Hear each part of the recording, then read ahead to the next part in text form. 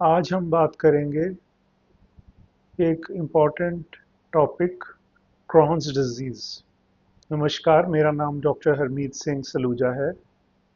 क्रॉन्स disease intestine या आंत की बीमारी है और ये आंतड़ी का किसी भी पार्ट को प्रभावित कर सकती है, from mouth to anal canal.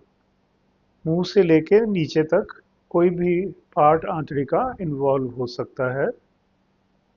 दुनिया भर में क्रॉन्स डिजीज की प्रेवलेंस वेस्टर्न कंट्रीज जैसे अमेरिका, कनाडा, वहाँ पे, और कुछ डेवलप्ड कंट्रीज ऑस्ट्रेलिया, यहाँ पे बहुत ज़्यादा था, तकरीबन 300 से 400 प्रति 100,000। पर आज की डेट में डेवलपिंग कंट्रीज जैसे इंडिया, चाइना और अन्य डेवलपिंग कंट्रीज, इसमें इसका प्रेवलेंस बहुत तेजी से बढ़ रही है। इसका मुख्य कारण बताया जाता है westernisation of diet and improve sanitation.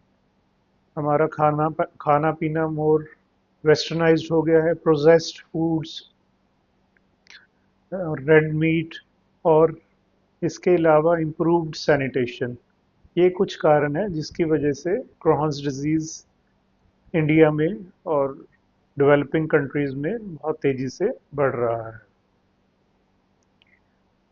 इसके कारण की बात करें तो इसमें कई मल्टीपल रीजंस हैं क्रॉन्स डिजीज के डेवलपमेंट के लिए। इसमें एक प्रमुख कारण है जेनेटिक्स। जिन परिवारों में क्रॉन्स डिजीज होता है उनमें चांसेस ज़्यादा हैं कि उनके अदर फैमिली मेंबर्स को क्रॉन्स डिजीज हो सकता है। तकरीबन 200 से ज़्यादा जीन लोकाए, ये इनका आविष्कार किया गया है जिनके कारण क्रॉन्स डिजीज का चांसेस होने के चांसेस बढ़ जाते हैं। कुछ जीन्स जिनका नाम है नॉट टू कार्ड 15 इसमें शामिल है। जेनेटिक ससेप्टिबिलिटी के अलावा एनवायरमेंटल फैक्टर्स, जैसे मैंने पहले जिक्र किया, high processed food, red meat, और हाई शुगर फूड्स, ओबेसिटी और स्मोकिंग स्मोकिंग की वजह से भी क्रॉन्स डिजीज का इंसिडेंस ऑफ प्रेवलेंस बढ़ रहा है। एक और कंसेप्ट है जिसको कहते हैं हाइजीन हाइपोथेसिस। जैसे जैसे हमारे सैनिटेशन में इम्प्रूवमेंट हो रही है तो बच्चों में जो एक्सपोजर होता था इन्फेक्शन का वो कम हो रहा है। वो भी एक रीज़न बताया जाता है क्रॉन्स डिजीज के इंसिडेंस के बढ़ने का। गट डिसबायोसिस, हमारी आंतड़ी स्पेशली कोलन में डिफरेंट प्रकार के बैक्टीरिया होते हैं। इनमें से कुछ बैक्टीरिया आंतड़ी के लिए यूज़फुल होते हैं। ये बैक्टीरिया जैसे बिफिडोबैक्टीरियम, ये आंतड़ी में कम होना शुरू हो जाते हैं, और कुछ हार्मफुल बैक्टीरिया जो कि आंतड़ी में इन्फ्लामेशन बढ़ाते हैं, ये बढ़ना शुरू हो जाते हैं, जिसकी वजह से क्रॉन्स डिजीज के चांसेस बढ़ जाते हैं। इसको हम कहते हैं गट डिसबायोसिस। अगर इसको सरल भाषा में समझें तो क्रॉन्स डिजीज एक ऑटोइम्यून डिजीज है, जो हमारा इम्यून सिस्टम है, जिसमें हमारे इम्यून सेल्स हैं, ये अपनी बॉडी के खिलाफ फाइट करना शुरू कर देते हैं, स्पेशली आंतड़ी के सेल्स के खिलाफ। तो इसकी वजह से इन्फ्लामेशन शुरू हो जाती है। एज ग्रुप की बात करें तो जनरली यंगर एज ग्रुप में क्रॉन्स डिजीज ज़्यादा पाया जाता है।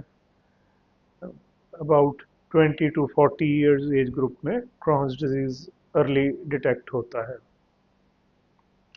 इसके मुख्य सिम्टम्स होते हैं एब्डोमिनल पेन, पेट में दर्द होना। ये दर्द रह रह कर होता है, रिलैप्सिंग एंड रिमिटिंग कोर्स कह देते हैं हम इसको मेडिकल भाषा में। वजन कम होना, मैल एब्जॉर्प्शन होना, डायरिया, बार बार स्टूल आना, और स्टूल कई बार स्मेली भी हो सकता है, कई बार स्टूल में ब्लड आ सकता है।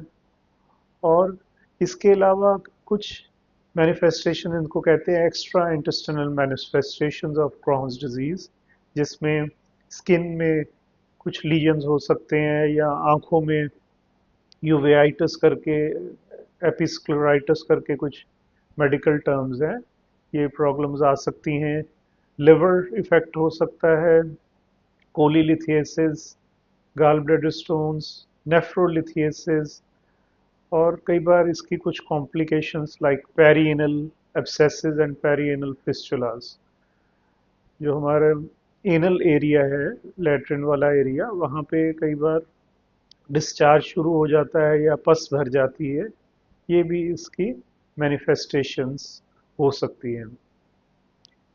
पेशेंट्स में एनर्जी लेवल्स कम होना, आर्थराइटिस एंड आर्थरेल्जिया, कई पेशेंट्स में जॉइंट्स की इन्फ्लामेशन, जॉइंट्स की सोजिश और पेन, ये भी इसके लक्षण हो सकते हैं।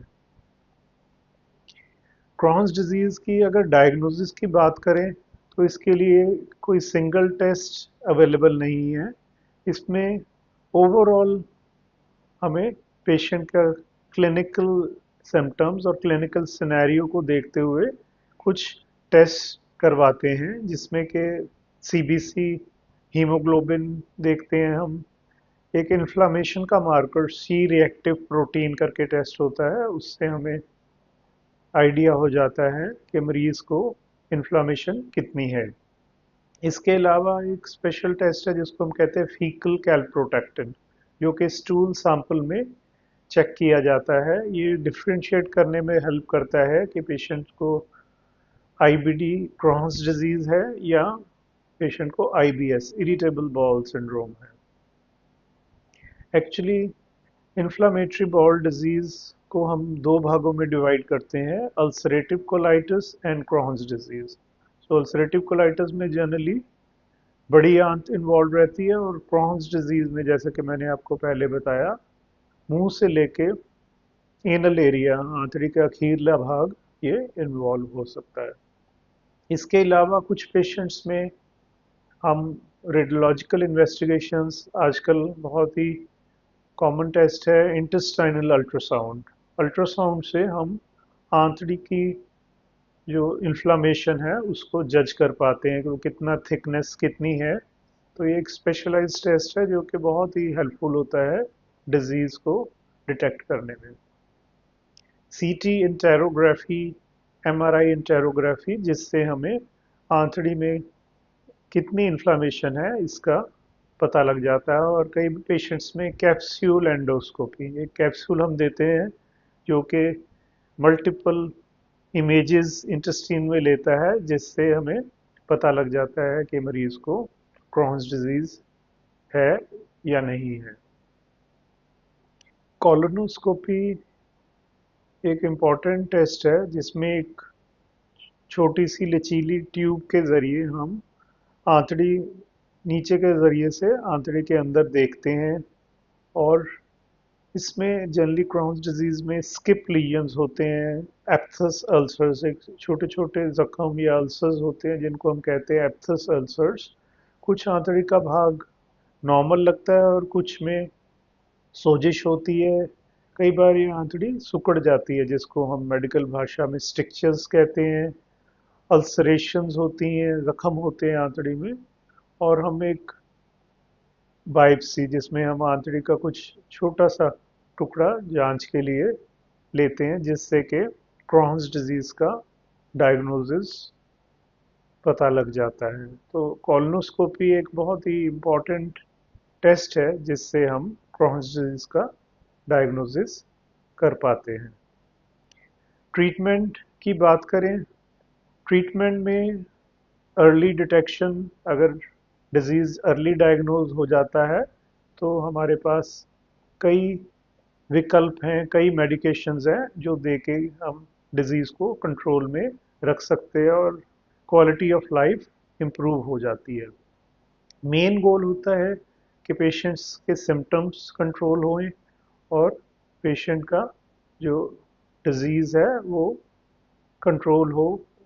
इसमें एक सबसे महत्वपूर्ण है डाइट। डाइट में हम कहते हैं स्मॉल फ्रीक्वेंट मील्स, और फाइबर कंटेंट डाइट का कम होना चाहिए।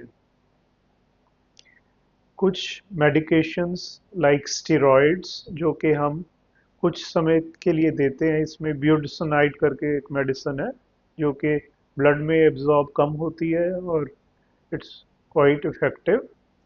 इसके अलावा इम्यूनोमॉड्यूलेटर्स, ये हमारे इम्यून सिस्टम को रेगुलेट करती हैं मेडिसिन्स। एजाथाइपरिन करके एक मेडिसिन है।